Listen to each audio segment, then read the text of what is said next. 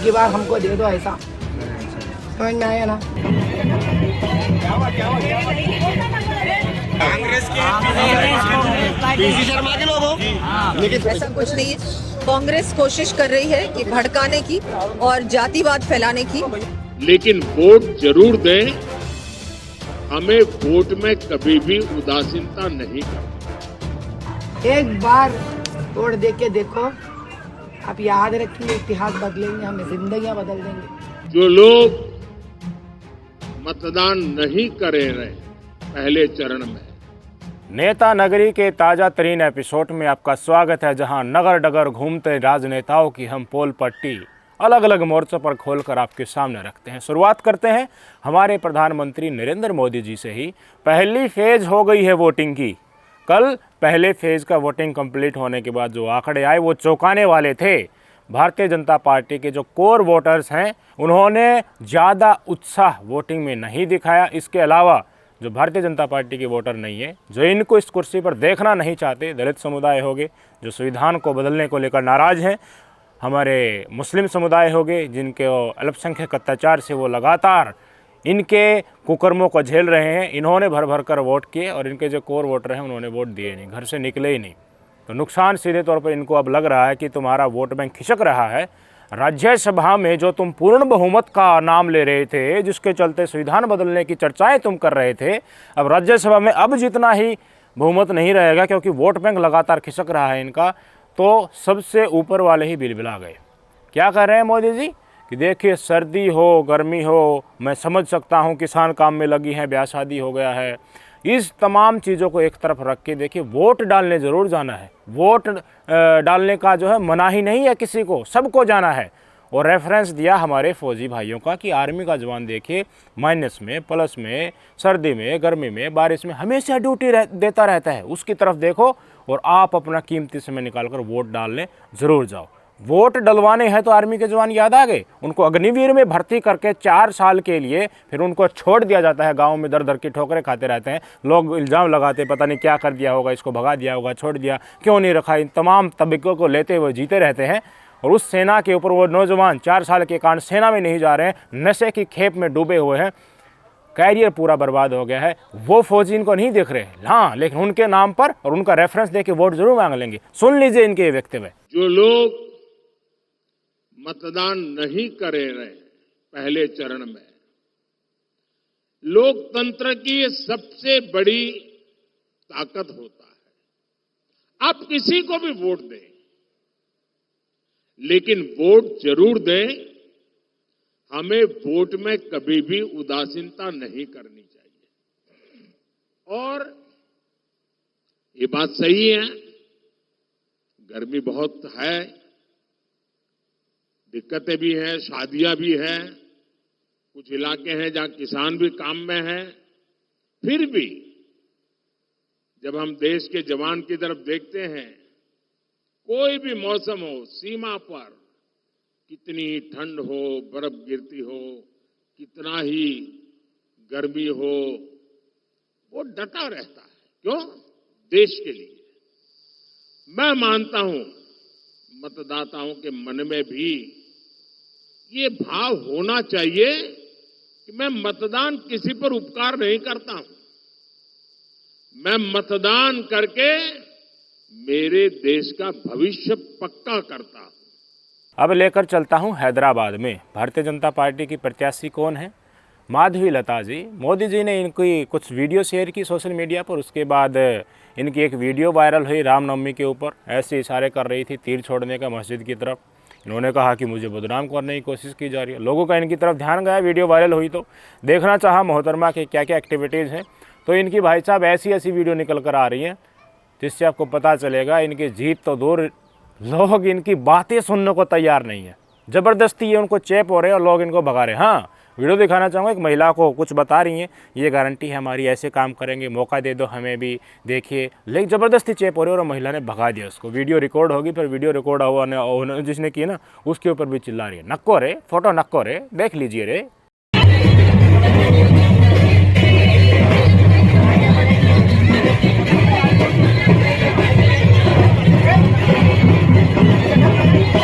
क्या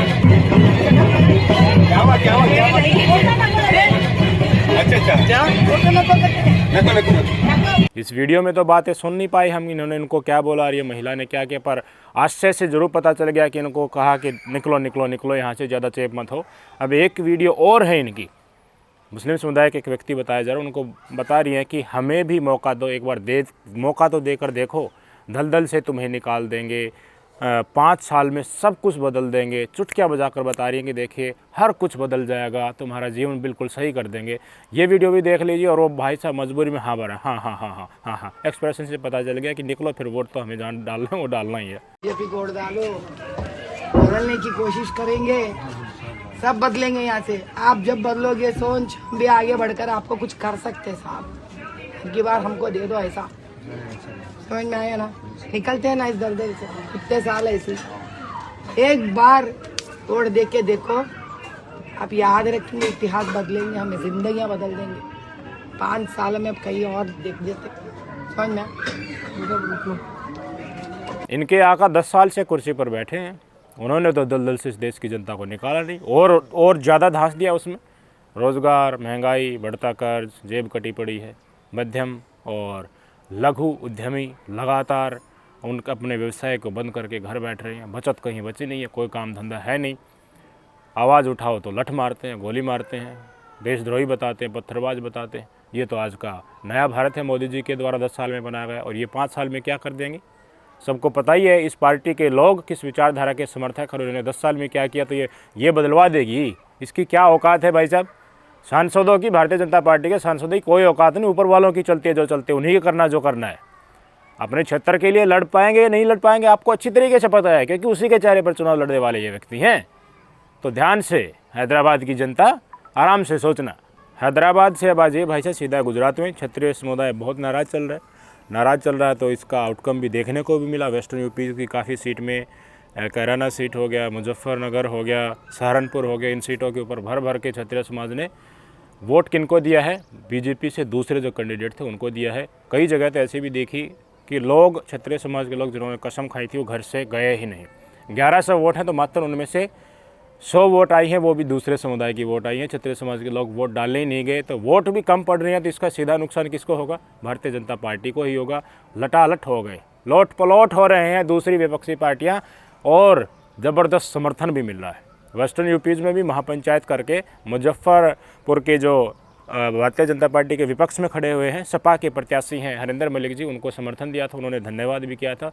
बहुत ज़्यादा वोट बैंक पड़ गया। बताया जा रहा है कि उनकी जीत तो निश्चित ही हो गई। अब गुजरात में भी ऐसा ही माहौल बन रहा है। क्षत्रिय समाज की महिलाओं ने कांग्रेस के जो प्रत्याशी हैं राजकोट से प्रत्याशी हैं श्री प्रेस धनानी जी, उनको राखी बांध दी है और उनका समर्थन करने का ऐलान कर दिया है भरी सभा के बीच।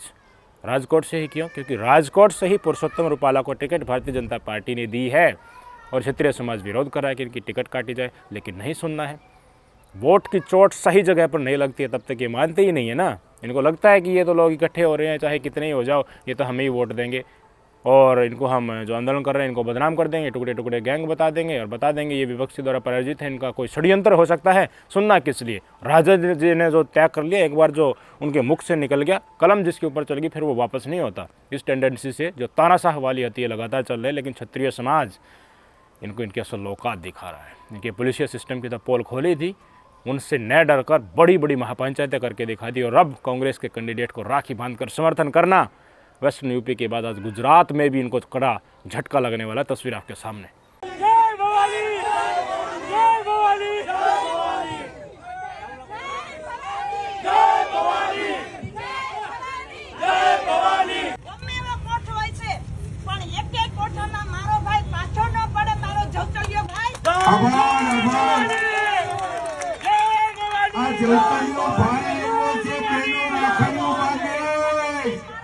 अब गुजरात से आ जाइए सीधे असम में। भारतीय जनता पार्टी के एमएलए हैं, इन भाई साहब का नाम बताया जा रहा है बिजो मलाकर।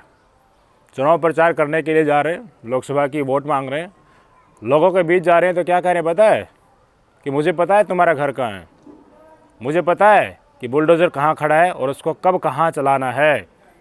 चुनाव ऐलान हो जाएगा, गिनती हो जाएगी, रिजल्ट आ जाएगा, 4 जून को सारे नतीजे सबके सामने होंगे। उसके बाद अगर मुझे लगा कि नतीजे हमारे समर्थन में नहीं है, तुमने वोट हमें नहीं डाला, तो कोई नहीं बचा पाएगा। तस्वीरें इन भाई साहब की आपकी स्क्रीन पर है। इनकी भाषण मैं इसलिए नहीं सुना रहा क्योंकि उनके स्थानीय लैंग्वेज में है। रिपोर्ट जिन अखबारों ने की है उनकी स्क्रीनशॉट में लगा दे रहा हूँ। ये हालत है भाई साहब भारतीय जनता पार्टी के नेताओं की। कहीं गर्दन पकड़ रहे हैं, कहीं लठ बजा रहे हैं किसानों के ऊपर, कहीं गोली चला रहे हैं, महिलाओं को बदनाम कर रहे हैं।